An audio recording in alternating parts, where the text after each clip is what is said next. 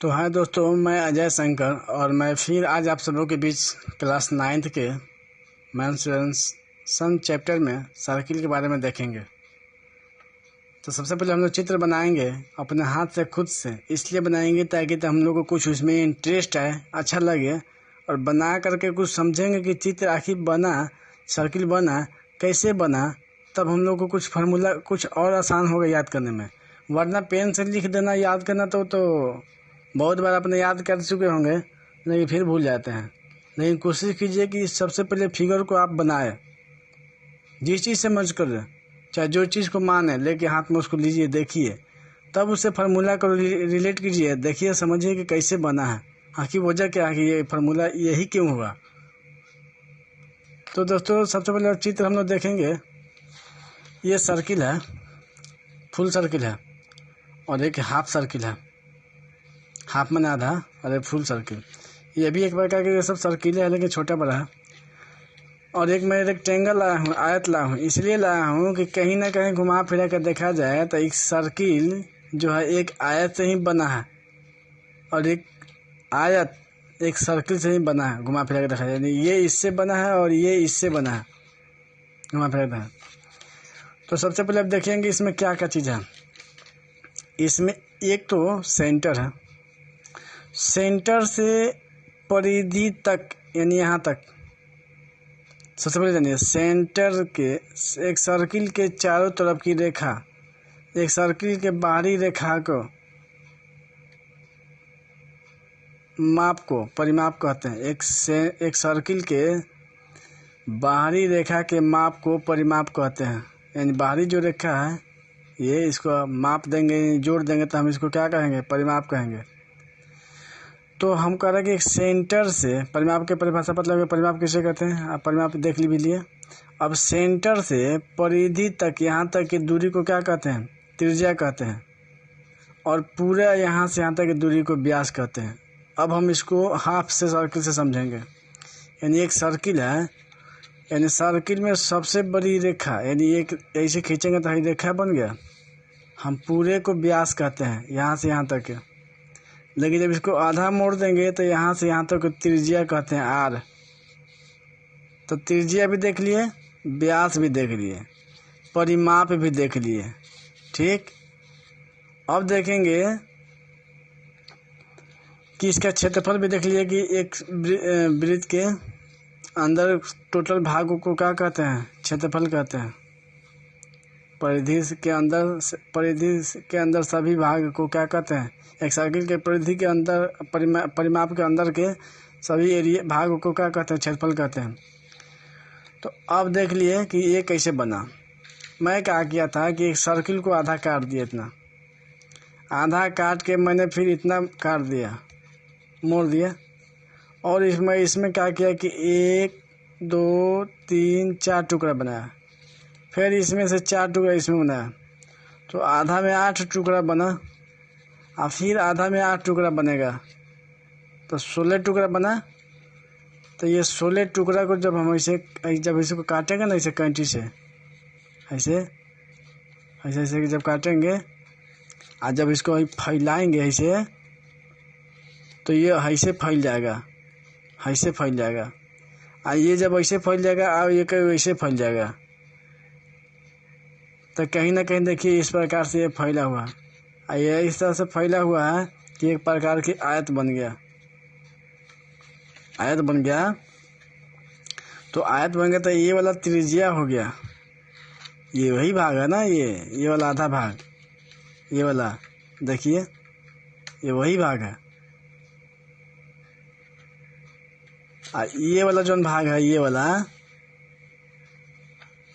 ये यहाँ से यहाँ तक हो गया, ये वाला, हाई वाला, ये दूसरा का भाग के हुआ। जैसे आधा था ना ये सर्किल, तो इधर वाला यहाँ से यहाँ तक ये वाला हो गया, और यहाँ से यहाँ तक इधर वाला हो गया, दोनों तरफ हो गया। तो एक प्रकार की आयत बन गया। तो आयत की एरिया का फॉर्मूला हम लोग क्या जानते हैं? लंबाई गुने चौड़ाई। तो लंबाई क्या था हमारा?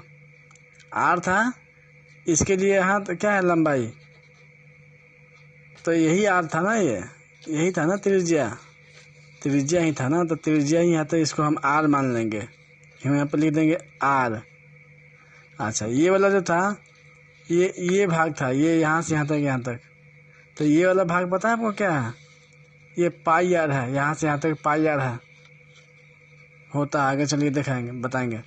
तो पाई आर कर दिया, तो जब लिखेंगे इसमें जब गुना करेंगे तो कितना होगा? ये आर था और ये पाई आर हो गया, तो आर में अगर पाई आर से गुना करता पाई आर स्क्वायर हो जाएगा, गुना कर देख लीजिएगा।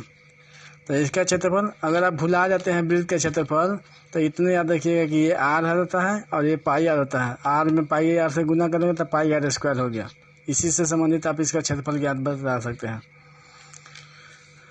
तो अब देखेंगे इसमें कि त्रिज्या भी पूछेगा, त्रिज्या कभी कभी पूछेगा त्रिज्या निकालिए, कभी कभी पूछेगा कि व्यास निकालिए, कभी कभी पूछेगा कि त्रिज्या निकालिए यहाँ से यहाँ तक की दूरी कितना है, तो कभी कभी पूछेगा कि यहाँ से यहाँ तक की दूरी कितना है। तो ध्यान देंगे कि जब ये इतना पूछेगा तो हमें हमारा पूरा का मान दिया रहेगा, जब पूरा पूछेगा तो हमारा आधा का मान दिया रहेगा। तो अब चलते हैं हम लोग फार्मूला की तरफ। तो दोस्तों ये फार्मूला कि वही बताया था ना कि अभी डी अगर पूछता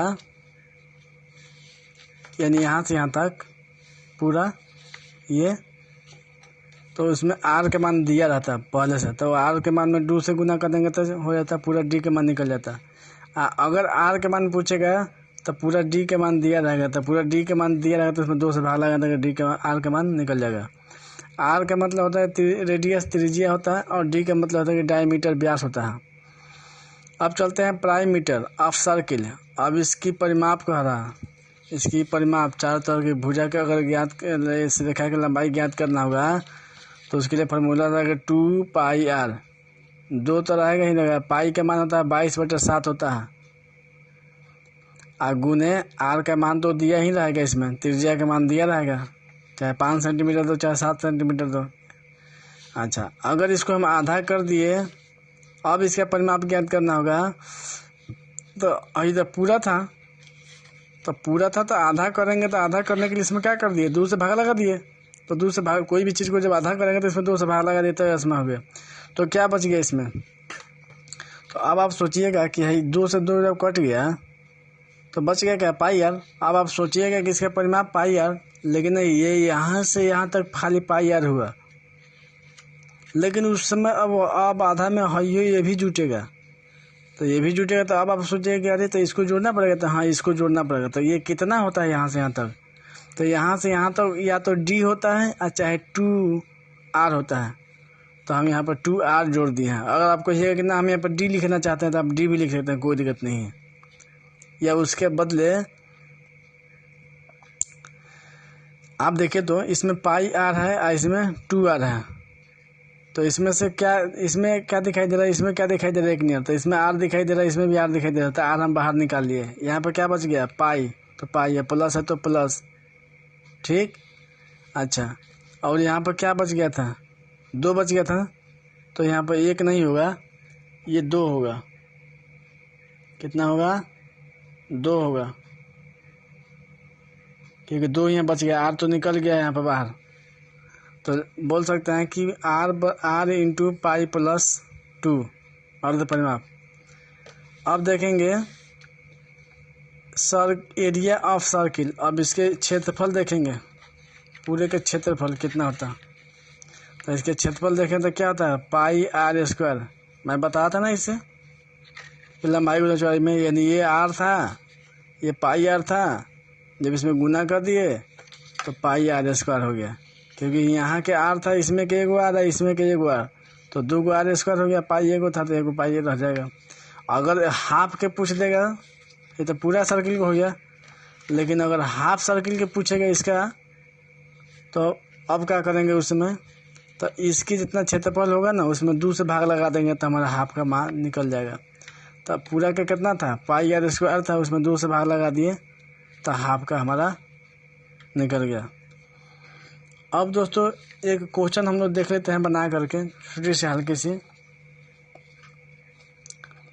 तो दोस्तों मैं आप लोगों से एक बात ये बताना चाहता हूँ कि इस चीज़ को आप भी कुछ चीज़ बताइए, क्योंकि जिस चीज़ को अगर आप पढ़ते हैं, अगर आपको उसमें इंटरेस्ट नहीं है तो वो फार्मूला हमेशा के लिए याद नहीं रहता।